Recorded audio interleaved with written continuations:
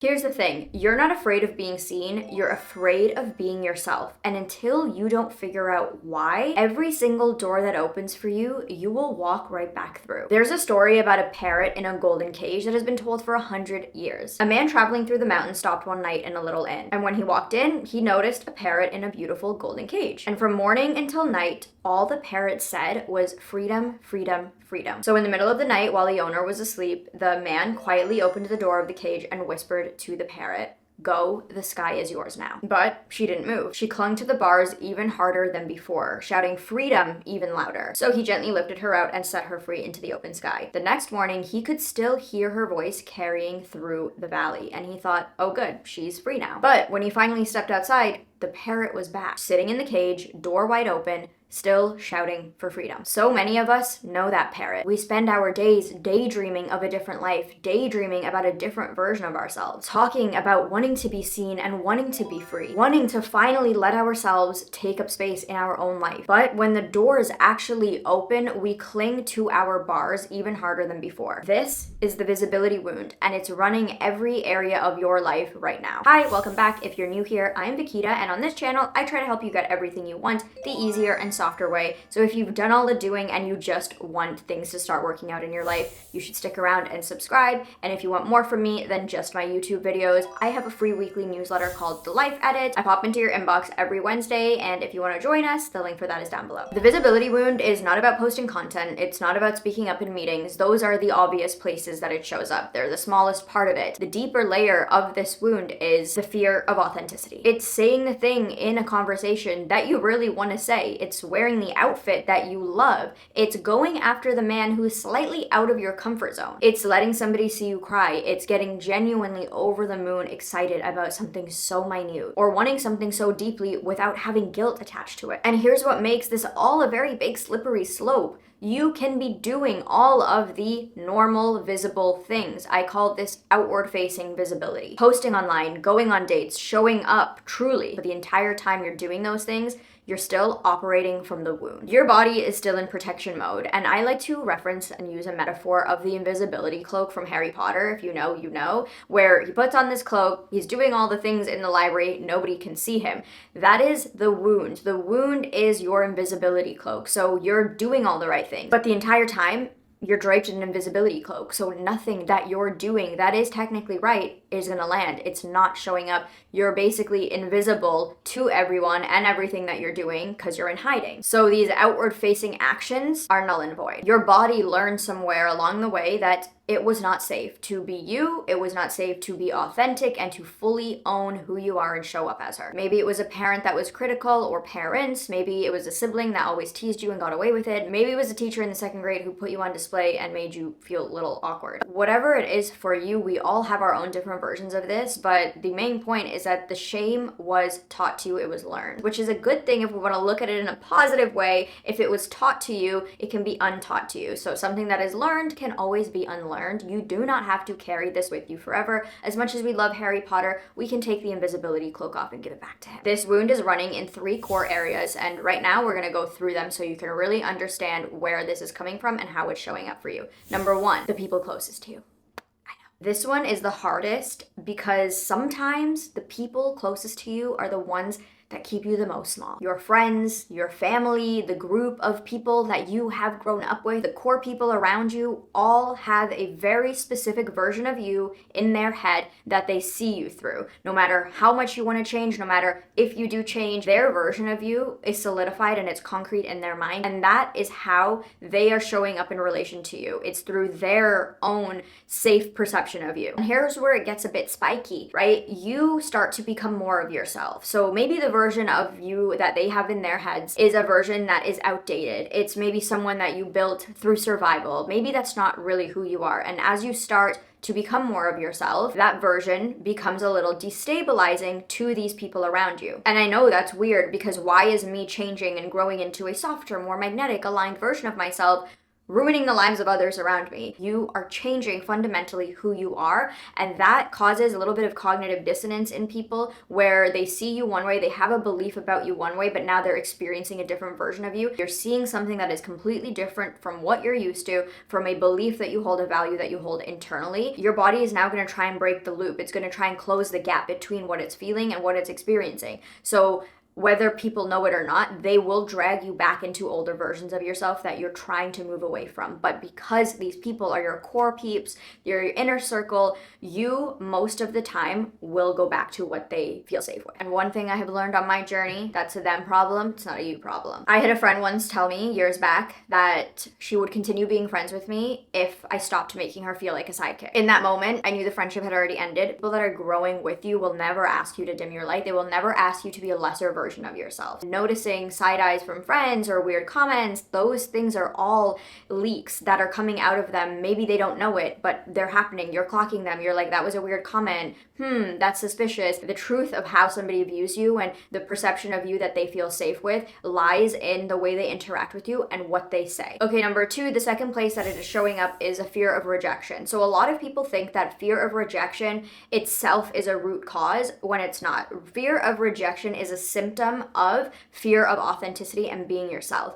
You are scared that you are going to be rejected for who you actually are deep down. Now, there's 2 parts to this because you have the obvious version of it and the unobvious, which we'll get into. But first, the obvious is not going after a man because part of you is afraid that he'll say no, or you don't apply for the bigger thing, the bigger job, the bigger role. Essentially, the more obvious is you staying in the safer lane because you feel that it's a little bit more realistic and you can handle realistic. Realistic is doable, it's safer, it's easier. There's a lot less stakes in being realistic. But we all know that realistic is just a fear in disguise. The deeper version, the untapped version of this, and this is the biggest block, is a fear of rejecting yourself. The amount of mental resistance and blockages that come with ascending and becoming the version of yourself that you have been dreaming of your entire life, that you have been journaling about and vision boarding about, that version of you requires you to be a very different person. It requires a different mindset, a different nervous system, a different container, a different everything. And when you decide that this is who you want to be, so many people get swirled with a bunch of limiting beliefs that what if I change too much? What if they don't like me anymore? What if my family thinks I'm changing? I was in the same exact position. I knew exactly who I wanted to be, but the thought of being her and the thought of what would happen and what would have to change outside of me, people's opinions, people's thoughts, people's different versions of me, scared me so much that I stalled the progress. I stalled the growth because it was just so paralyzing to think about what other people would think about this new version of me. You know how they say that money is just an amplifier? If you're a good person without money, you will be an even better person with money. And if you're a bad person without money, you will be an even worse person with money. The same goes for this.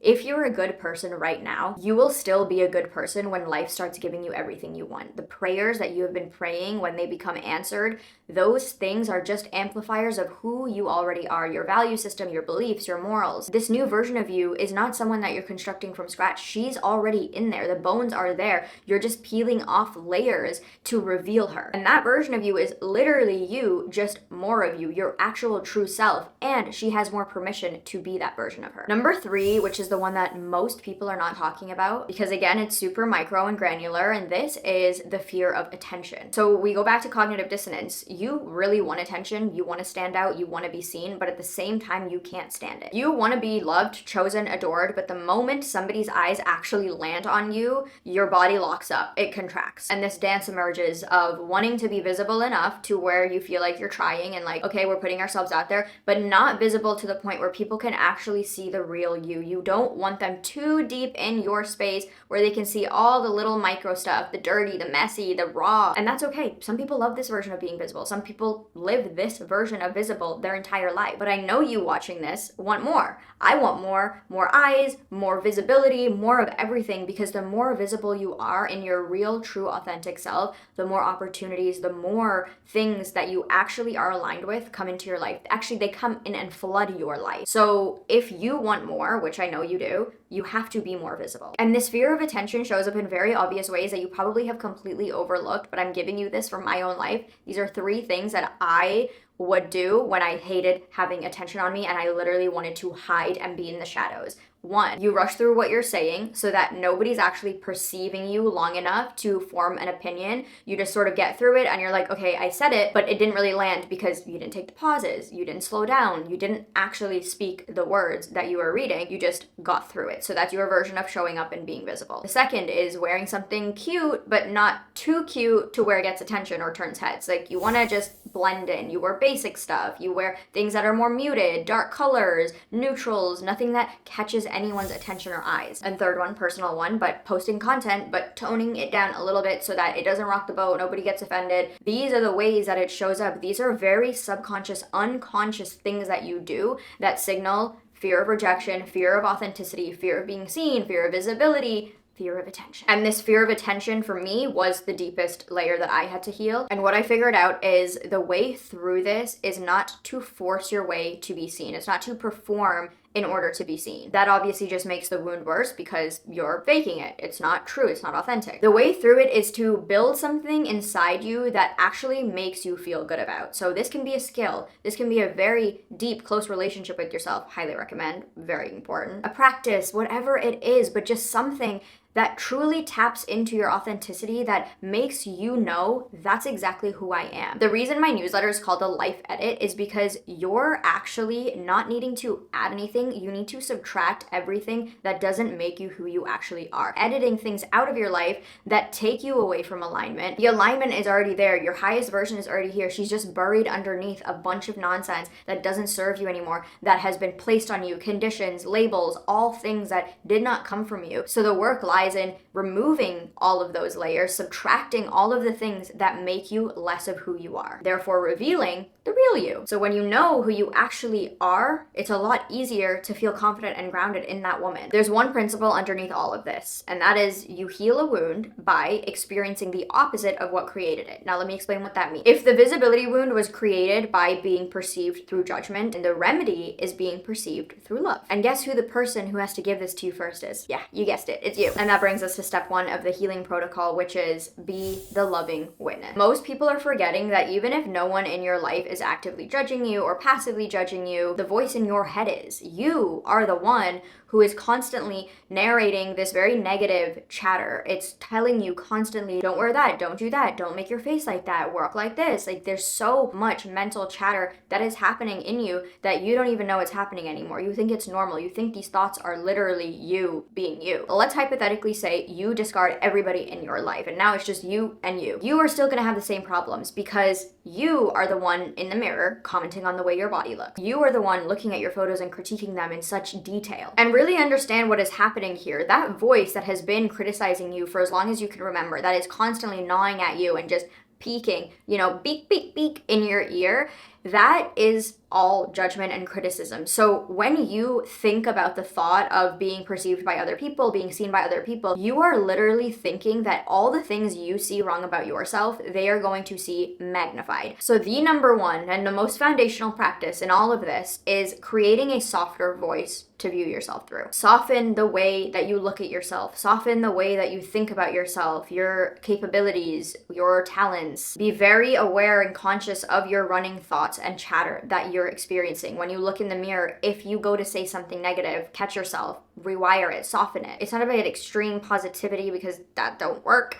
It is about just choosing something a little more kind, a little more soft, to replace that harsh judgment, criticizing voice that you're so used to. It's these smaller ways of looking at yourself that then compound into a completely different perception of self, really. You don't just go negative and then go into the mirror and be like, you're so hot, you're so sexy, look at you, you're so talented and capable. It's just a too big of a jump. So go from harsh to a little less harsh to a little more soft to just soft, and then build your way up from there. One thing I learned is that this confidence within yourself starts in the really small and private moments, and that is why I'm really excited to talk about Suri, which I've been using for months now. I used to have a very regular schmegular old man looking toothbrush, and when I say old man, I mean the bristles were all frayed. It was just not a good situation, and it would clutter my sink. It didn't even look good on my sink. I know this sounds very dramatic for a toothbrush, but I promise you the small ways that you care for yourself and show up for yourself and make it feel intentional drastically change change and compound the way you feel about yourself. Suri's electric toothbrush is so sleek and minimal that on my counter looks so intentional. I had never used electric toothbrushes before this one, and I can say for a fact it's my favorite and I'm not going back. It's just the way that it brushes your teeth. It's soft, it's not invasive, but it still like provides that deep clean. And the best is that the battery literally lasts a month, so you're not spending your time like, oh my god, is my toothbrush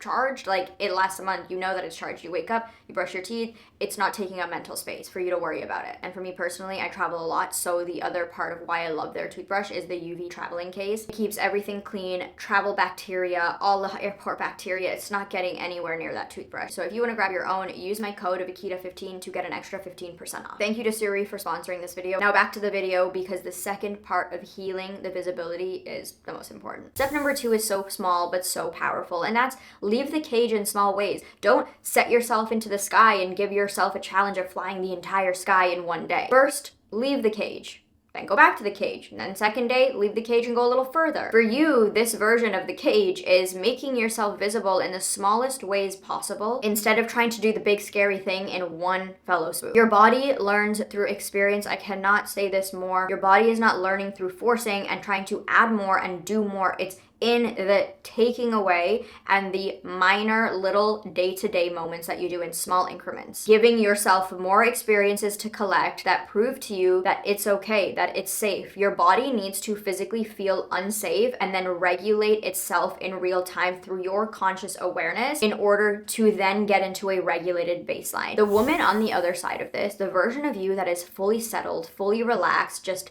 in her own life, magnetic. She is not someone that you have to become. She is there. You just have to take her out of hiding. Remove your invisibility cloak. The work is in letting her be seen. So I'm gonna leave you there, but I'll leave you and love you with this video right here. This is gonna go more into the brain, neuroscience, and all of that about subconscious reprogramming, because those thoughts, they need to get checked. So I will see you over there.